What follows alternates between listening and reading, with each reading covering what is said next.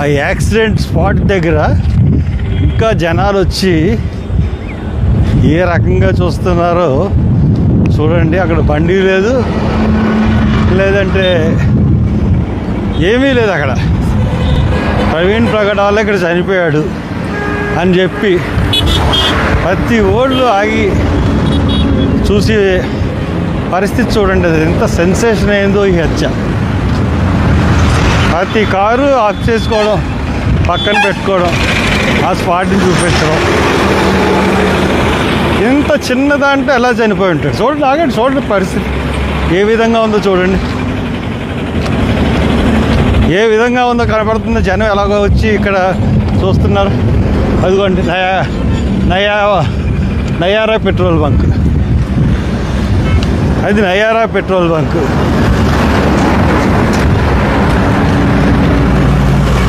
ఇంకా చూడండి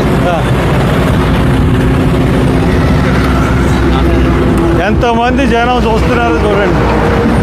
ఏమో మీరు అందరూ చూడడానికి వచ్చారా? ఎందుకని? మీలాంటి వాళ్ళే నిలబడితే మేము నిలబడటం గొప్ప విశేషమే ఉందండి. ఈ బండి ఇక్కడ నుంచి ఇదే బండి ఇలా వచ్చేసింది. ఇలా వచ్చి ఇది చూడండి ఎన్ని అడుగులు ఉంటుంది లోతు. ఎన్ని అడుగులు ఉంటుందంటే లోతు 1 2 3 4 5 6 7 6 అంటే ఆ పై నుంచి అంటే రాళ్ళు ఇక్కడ ఉన్నాయి. బండి ఇక్కడ పడిపోయింది. బండి మీద మనిషి పడిపోయాడు. బండి ఇలా పడిపోయినప్పుడు ఒకవేళ హెల్మెట్ ఉన్నప్పుడు నెత్తి మీద దెబ్బలు తగలవు. అవునా? అవునండి. పక్క తగులుతుంది. చెంప మీద కానీ, ఈ చెంప మీద కానీ తగులుతుంది. కుడి చెంప మీద కానీ, ఎడం చెంప మీద కానీ తగులుతుంది. కానీ బండి ఇక్కడ పడిపోతే ఈ నడినెత్తి మీద, ఈ ముఖం మీద దెబ్బలు ఎలా తగులుతాయి? ఇలా వచ్చాడు. ఇలా వచ్చి పోని బండి ఇది మీద పడిపోయింది అనుకుందాం. నెత్తి మీద ఎలా దెబ్బలు తగులుతాయి? ఈ భుజం, కాళ్ళు ఇరుగుతాయి. ముఖం మీద అంతే కదండి? అవునా?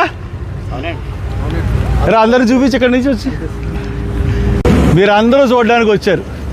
ఆడవాళ్ళు కూడా వచ్చారు, లేడీస్ కూడా వచ్చారు. అందరూ ఇక్కడ పాపోళ్ళు ఉన్నారు. ఇంత స్పాట్లో ఇలా తగ్గిపోతే మనిషి చచ్చిపోతాడండి.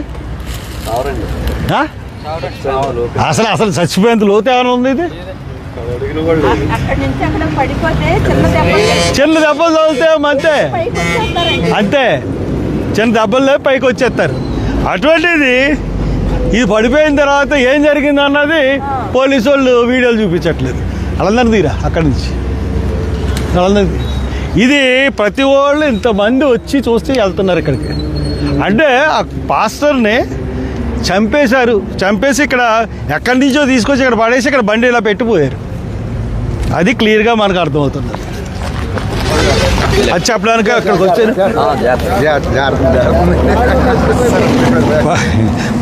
బండే జారిపోయిందిరా. ఫెయిల్యూర్ కాదు, వాళ్ళకి తెలుసు. అందరికీ నమస్కారం. ప్రవీణ్ పగడాల విషయంలో చాలా మంది రకరకాలుగా మాట్లాడుతున్నారు. ఏదేదో మాట్లాడుతున్నారు.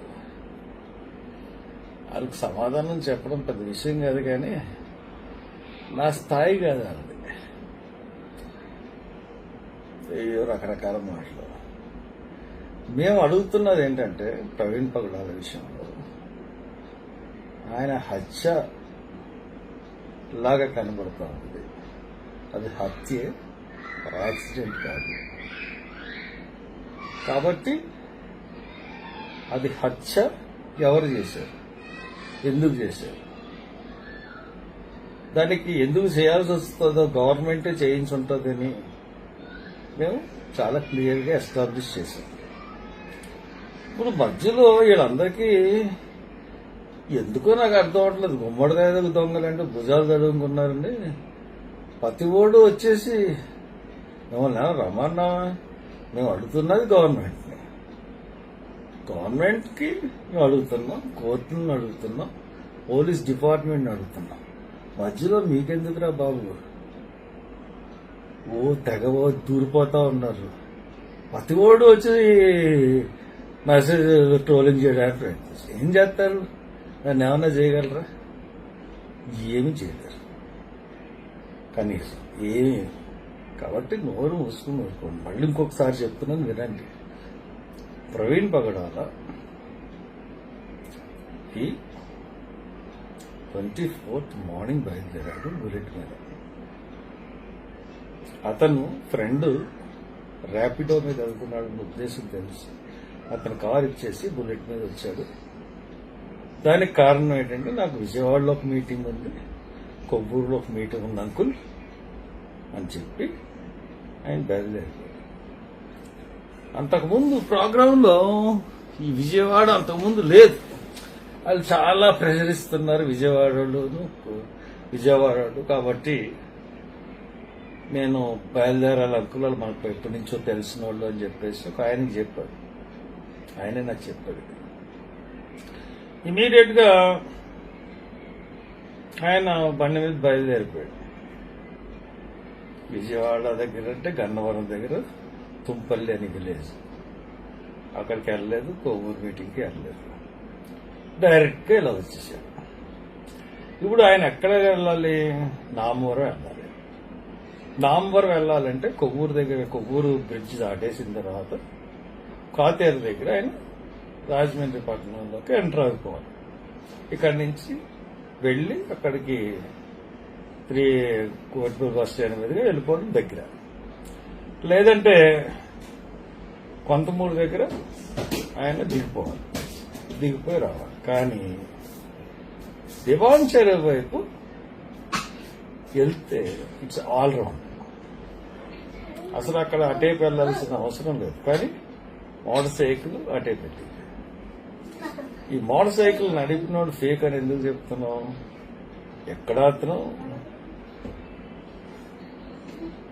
హెల్మెట్ తీయలేదు, ఎక్కడా క్లారిటీ లేదు ముఖం. పైగా మీటింగులకు వెళ్ళాల్సింది, ఆ మీటింగులకు వెళ్ళలేదు. వాళ్ళని కూడా మేనేజ్ చేశారన్న విషయం తెలుసు. వాళ్ళని కూడా సాక్షుల్లో పెడతాం మేము. వాళ్ళని కూడా కుట్రదారులుగా కూడా వాళ్ళని కూడా పెట్టాల్సి ఉంటుంది. విజయవాడ మీటింగ్ ఆర్గనైజ్ చేసిన జోసెఫ్ ఎవరో ఉన్నారు, అతన్ని, వీళ్ళందరినీ కూడా దాంట్లో చేరుస్తాం కుట్రదారుల్లో. కంగారు పడకండి. ఇవాళ సర్టిఫికేట్స్ అవి తీసుకుంటాం, రేపు రీపోస్ట్ మార్టంగా ఇస్తాం. ఇప్పుడు అక్కడి నుంచి బయలుదేరిన విజయవాడ వెళ్లకుండా అంత గమ్మున ఇక్కడికి రావాల్సిన పని లేదు. ఆయన వచ్చిందే మీటింగ్లకు అటెండ్ అవ్వాలి. కానీ వైన్ షాపుల్లో మటు అటెండ్ అయ్యాడు. అది బోగస్ అన్నది ప్రపంచాన్ని అందరికీ తెలిసిపోయింది. ఇప్పుడు ఎవరు కూడా నమ్మే పరిస్థితుల్లో లేరు. ఇప్పుడు ఒకవేళ యాక్సిడెంటే అనుకుంటే, యాక్సిడెంట్ అయితే అతను బ్యాంకు అకౌంట్స్ ఎందుకు సీజ్ చేశారు? యాక్సిడెంట్ అనుకుంటే అతను కంప్యూటర్ ఎందుకు తీసుకెళ్లిపోయారు? ల్యాప్టాప్ ఎందుకు తీసుకెళ్లిపోయారు? ఐప్యాడ్ ఎందుకు తీసుకెళ్లిపోయారు? మీరు కేసుకి మీరు చేసిన ఇన్వెస్టిగేషన్ కి పోలీసులకు సంబంధం ఉందా? అంటే ఇది హైలీ కాన్స్పిరెన్సీ. ఫస్ట్ నేను చెప్తున్నా, హైలీ కాన్స్పిరెన్సీ మర్డర్ అండి. అందుగురించే నిన్న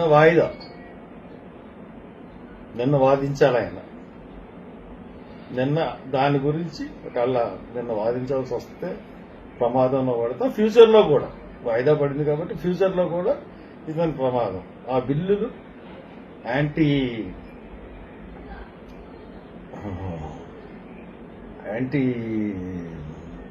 అంటే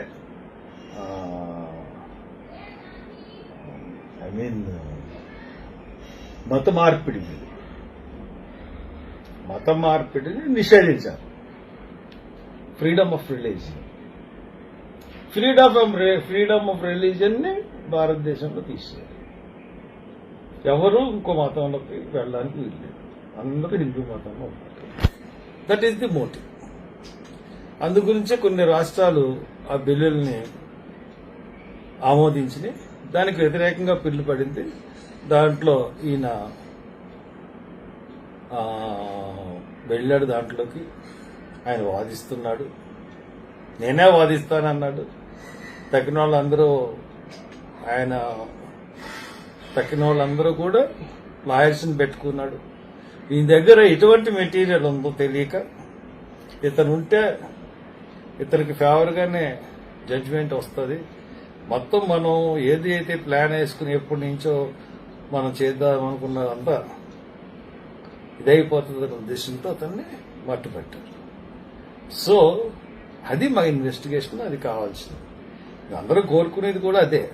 ఎవరు చేశారు, ఎందుకు చేశారు, వ్యాపార వాళ్ళు చేశారు. మా అనుమానం మేము చెప్పాం. మా అనుమానానికి కారణాలు ఏంటి?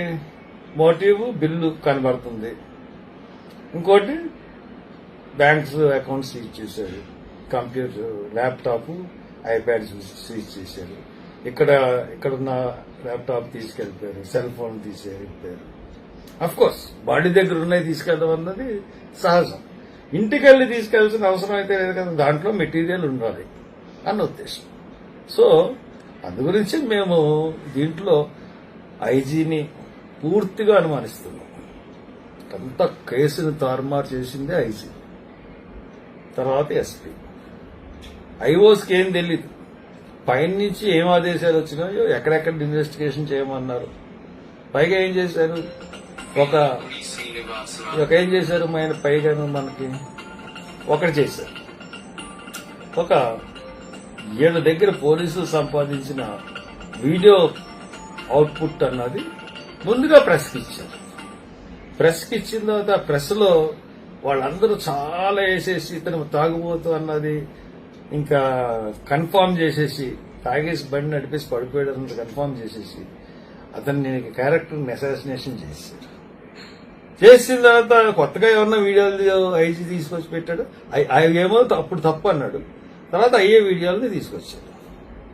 సో బయలుదేరి నుంచి ఇక్కడ దాకా కూడా అంతా అనుమానాస్పదంగానే నడిచింది.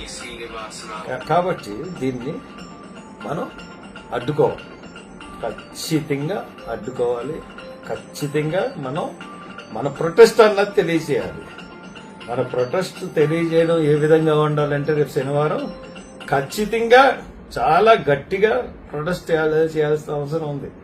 శనివారం 4 గంటలకు రండి, 6:30 వరకు వచ్చింది. మన ప్రొటెస్ట్ ఎలాగుందంటే కేంద్ర ప్రభుత్వానికి తగలాలి, చంద్రబాబు నాయుడికి తగలాలి, బీజేపీకి తగలాలి, తిరగబడే పరిస్థితి రావాలి. ఇది చాలా శాంతియుతమైన ప్రొటెస్ట్. ఓన్లీ అక్కడ క్యాండిల్స్ వచ్చి వెలిగించి వెళ్ళిపోతాం. ప్రభుత్వానికి చెప్తున్నాను, పర్మిషన్ కూడా తీసుకోవాల్సిన అవసరం లేదు. క్యాండిల్ వెలిగించి వెళ్ళిపోవడానికి పర్మిషన్ అవసరం లేదు. ఒక మనిషి చనిపోతే ఒక క్యాండిల్ వెలిగించి ఊరేగింపులు చేసుకుని రావద్దు. ఎవరి కాళ్ళు ఇండివిజువల్ గా రండి, ఇండివిజువల్ గా వచ్చి ఇక్కడ క్యాండిల్ వెలిగించి వెళ్ళిపోండి. అంతే తప్పితే ఊరేగింపులు, ర్యాలీలు, కొవ్వొత్తుల ర్యాలీలు ఇటువంటివి ఏమీ వద్దు. కానీ ప్రతి కుటుంబం ఇది హత్య అని నమ్మిన ప్రతి కుటుంబం రండి. ఈ ప్రొటెస్ట్ ద్వారా మనం ఏం అడుగుతున్నాం? రీపోస్ట్ మార్టంకి ఖచ్చితంగా చేపిస్తాను, దాంట్లో లోటుపాట్లని బయటికి తీస్తాను. సోనియా గాంధీ ఆఫీస్ నుంచి ఫోన్ వచ్చింది, నేను మాట్లాడాను, లెటర్స్ పంపించాను. నేను రీపోస్ట్ మార్టం లెటర్ కూడా నో అబ్జెక్షన్ సర్టిఫికేట్ తీసుకున్నాను. నో అబ్జెక్షన్ సర్టిఫికేట్ అప్లై చేశాను, ఇంకెవ్వలేదు. వాళ్ళతో ఇచ్చినా ఇవ్వకపోయినా కానీ నేను వెళ్ళిపోతాను, ముందుకెళ్తాను. కాబట్టి దీంట్లో ఎవరిని వదిలే ప్రసక్తి అన్నది ఉండదు. కాబట్టి ధైర్యంగా ఉండండి, నన్ను సపోర్ట్ చేయండి. నన్ను సపోర్ట్ చేయడం అన్ని నేను చూసుకుంటాను. ఒక బాసుడుగా నా దగ్గరికి వచ్చి శనివారం రోజున మీరు చేయండి. ఆదివారం రోజున ప్రతి బరియల్ గ్రౌండ్ లో చిన్న పెద్ద, చిన్నూరు, పల్లెటూరు, అన్ని మున్సిపాలిటీస్ అన్ని 2 రాష్ట్రాల్లోని అందరూ కూడా బరియల్ గ్రౌండ్ దగ్గర ప్రవీణ్ పగడాల ఫ్లెక్స్ పెట్టండి, కొవ్వొత్తులు వెలిగించండి. దాని ద్వారా గట్టి ప్రదర్శన. Thank you.